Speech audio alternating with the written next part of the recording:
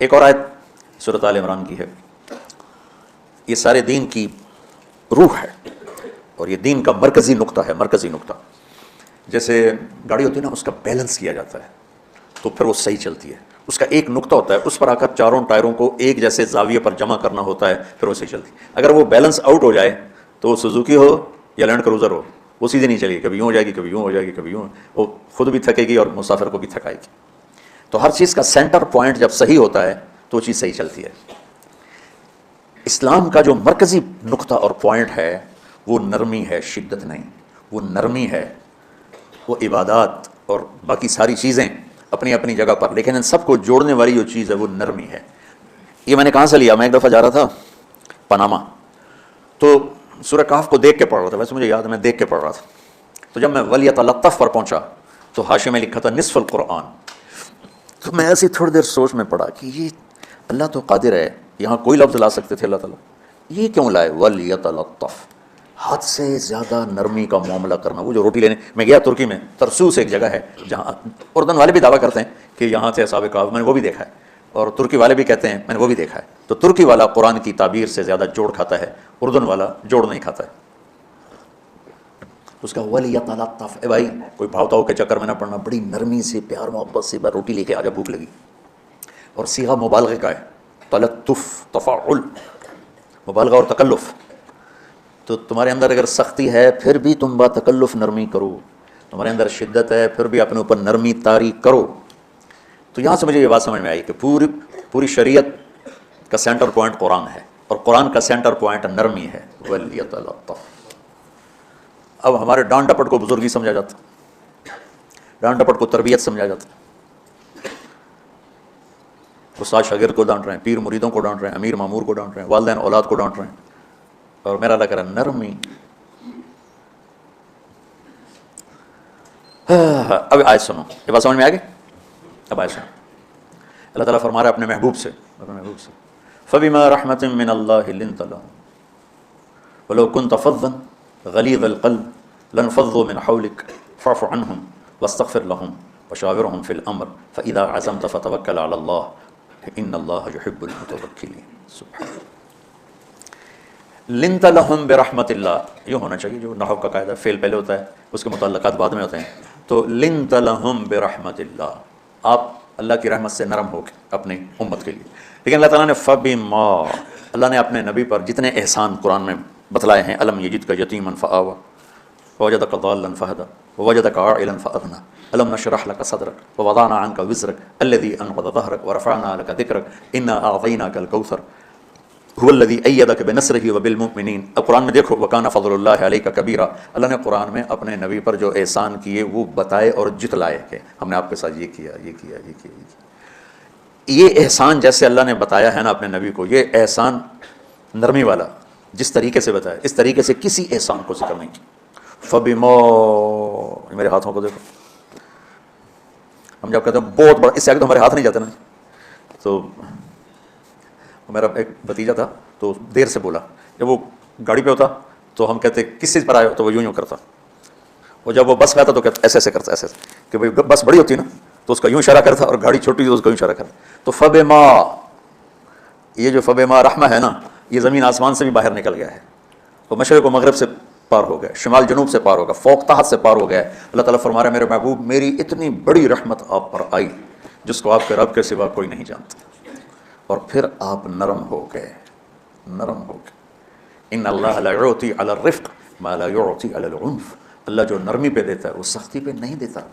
لو کان الرفق خلقا لما رأى الناس خلقا احسن منہ، نرمی کی کوئی شکل ہوتی تو اس سے حسین کائنات میں کوئی شکل نہ ہوتی، جنت کی حور سے بھی اعلیٰ شکل ہوتی۔ ولو کان العنف خلقا لما رأى الناس خلقا ابغض منہ، اور اگر بد اخلاقی کی، سخت مزاجی کی کوئی شکل ہوتی تو وہ شیطان سے بھی زیادہ خوفناک ہوتی۔ امام اسماعیل رحمۃ اللہ علیہ بڑے علامہ گزرے ہیں اور قرآن کی بڑی خدمت کی ہے لغت کے لحاظ سے، تھے انتہائی بدصورت، کوڑا سیاہ اور حبشی ٹائپ۔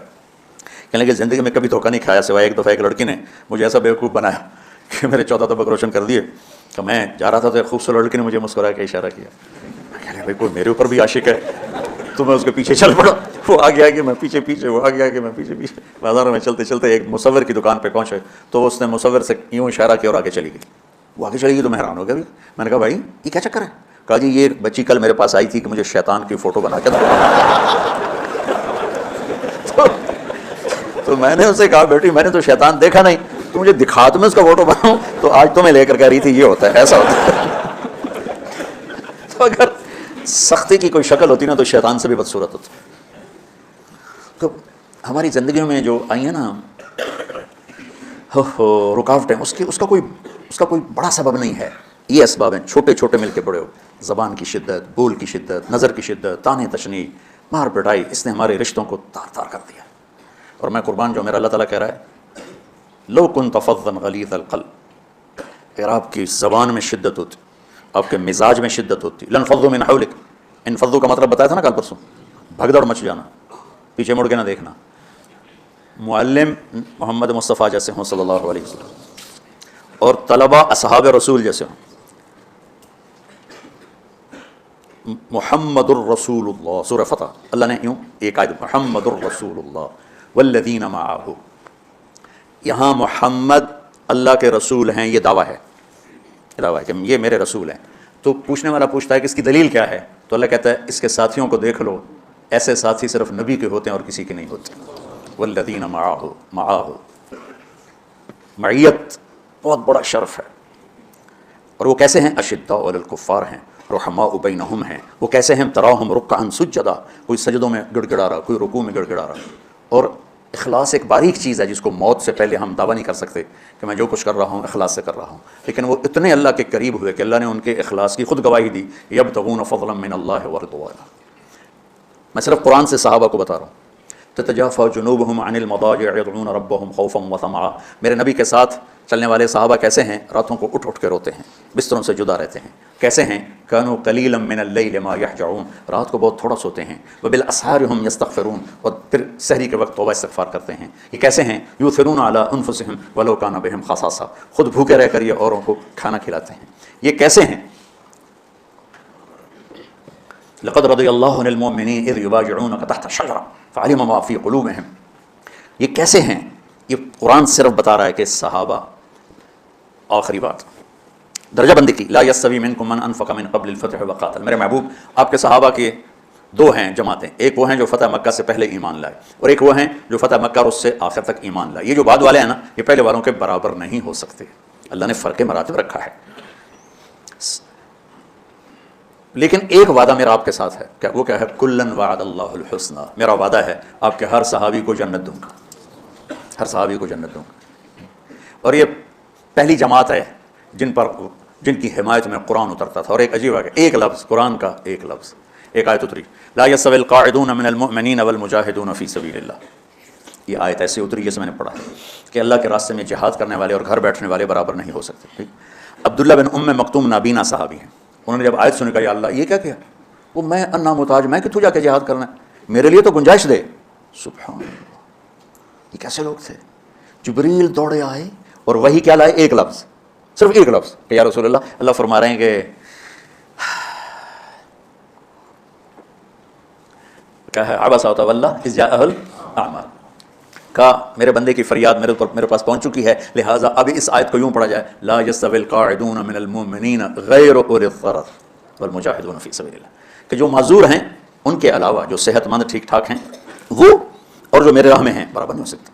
تو عبداللہ بن ام مکتوم کی فریاد پر قرآن کا ایک لفظ ہے، اور خولہ کی فریاد پر آیات بارش کے قطروں کی طرح. قد سمع اللہ قول التی تجادلک فی زوجہا وتشتکی الی اللہ واللہ یسمع تحاورکما ان اللہ سمیع بصیر الذین یظاہرون منکم من نسائہم ما ہن امہاتہم ان امہاتہم الا اللہ ولدنہم وانہم لیقولون منکرا من القول وزورا. یہ آگے بھی چلتی ہیں. ایک دیہاتی عورت کی فریاد نے عرش ہلا دیا اور قرآن اترا. یہ لوگ تھوڑا اور سنا دو تاکہ آپ کو خولہ کا پتہ چلے. خولہ کیا چیز ہے؟ انصاری عورت ہے، ہاں مان لیتے یہ ایک عورت ہے. خامن نے غصے میں طلاق دے دی. طلاق تھی زہار، تو میرے لیے میری ماں کی طرح ہے. اس طلاق کے بعد رجوع ہو ہی نہیں سکتا تھا. 3 طلاق میں تو رجوع ہو جاتا نا کہ کسی اور جگہ شادی ہو جائے، وہاں سے طلاق ہو جائے واپسی. لیکن اس میں رجوع ایسا ہی ہے شیخ، ایسا ہی ہے. اس میں دوبارہ اگر اس کی شادی ہو جائے اور پھر وہاں سے وہ فارغ ہو کر اس سے شادی نہیں ہو سکتی. یہ اس زمانے کا رواج تھا. اب یہ ان کی عمر گزر گئی تھی، جو بھاگی بھاگی اللہ کے نبی کے پاس ہے. یا رسول اللہ میرے خامن اوس بن مالک نے زہار کر دیا، اوس بن صامت. نے مجھ سے زہر کر دیا تو کیا فتویٰ ہے؟ آپ نے کہا حرمت علیہ، بیٹی تو حرام ہو گئی۔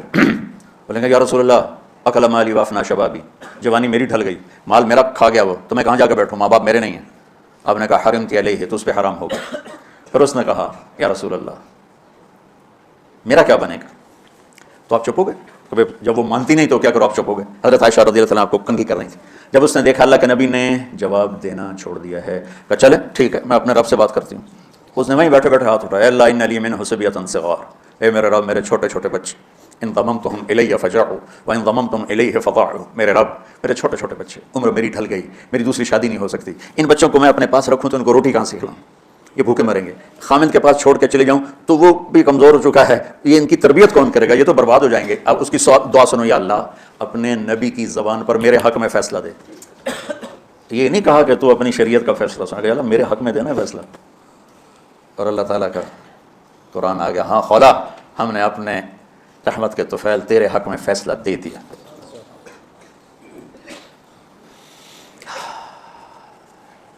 اتنے بڑے مقام کے لوگ، لفظ کیا آ رہا ہے، لن فضوا من حولی، یہ آپ کو چھوڑ کے بھاگ جاتے۔ سختی اتنی بڑی بلا ہے کہ اتنے دھرتی نے کسی نبی کے ایسے ساتھی نہ دیکھے نہ دیکھے گی، اور ایسے عظیم انسان دنیا میں نہ آئیں گے، انبیاء کے بعد عظیم ترین انسانوں کا ٹولہ، لیکن وہ بشر تھے، ان سے خطائیں ہوئیں، ان سے گناہ ہوئے، پر اللہ نے کہا جاؤ ہم نے معاف کر دیا، کلا وعد اللہ الحسنى، جاؤ سب کے لیے جنت ہے۔ تو میرا اللہ کہہ رہا ہے میرے محبوب، اور اب تھوڑے سے احادیث سے سن لو۔ آپ نے کہا ابو بکر جنتی، عمر جنتی، عثمان جنتی، علی جنتی، طلحہ جنتی، زبیر جنتی، سعد بن ابی وقاص جنتی، عبد الرحمن بن عوف جنتی، ابو عبیدہ بن جراح جنتی، سعید بن زید جنتی۔ بلال جب جنت میں جاتا ہوں تیرے پاؤں کی آہٹ اپنے آگے آگے سنتا ہوں۔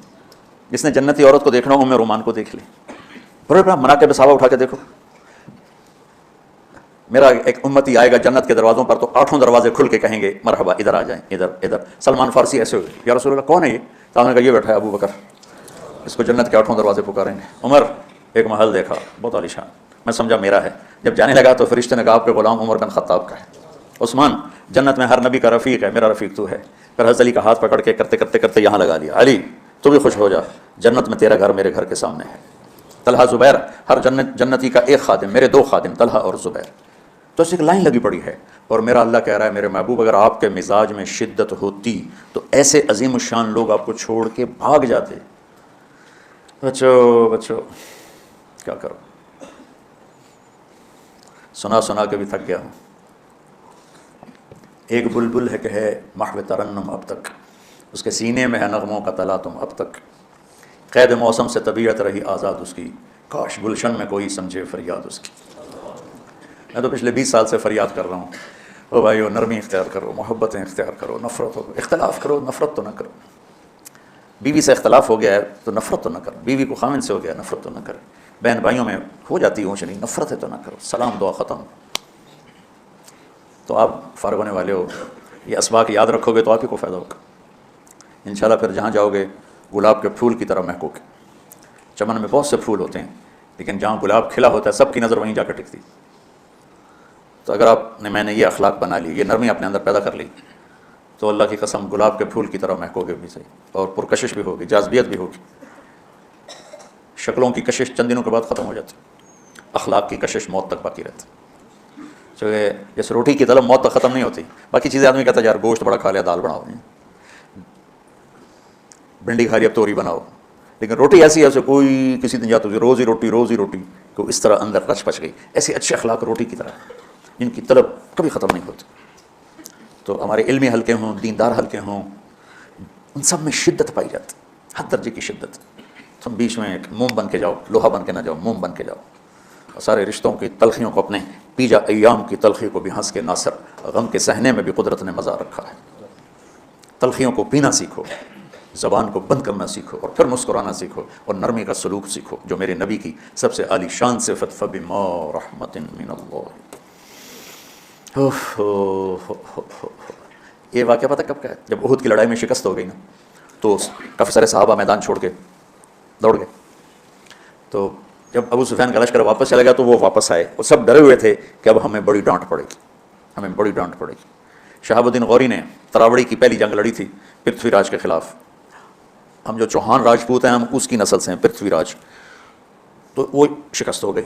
تو جن افغانی سرداروں نے دوڑ لگا دی تھی نا، اس نے سارا سال ان کے منہ کے اوپر نا توبڑے چڑھا دیے تھے. بوجھا نہیں تو بوجھا سیکھ ان کے منہ پہ چڑھا دیا تھا. پورا سال ان کے منہ پہ وہ بوجھے لگے رہے کہ یہ وہ ہیں جو بھاگ گئے تھے.